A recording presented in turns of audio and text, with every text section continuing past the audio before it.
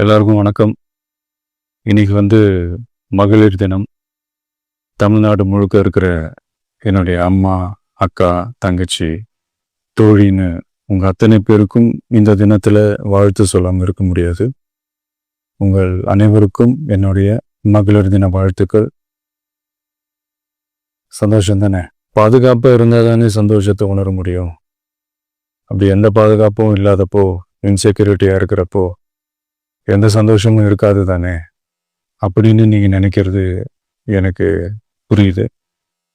என்ன செய்ய, நீங்கள் நாம் எல்லாருமா சேர்ந்து தான் இந்த திமுக கவர்மெண்ட்டை தேர்ந்தெடுத்தோம்.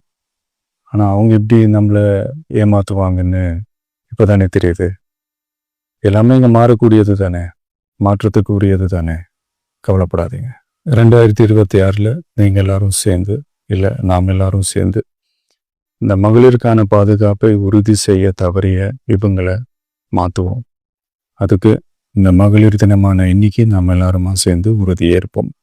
ஒன்று மட்டும் சொல்கிறேன், எல்லா சூழ்நிலையிலும் உங்களுடைய ஒரு மகனா, அண்ணனா, தம்பியா, தோழனா உங்களோட நான் நிற்பேன். நன்றி, வணக்கம்.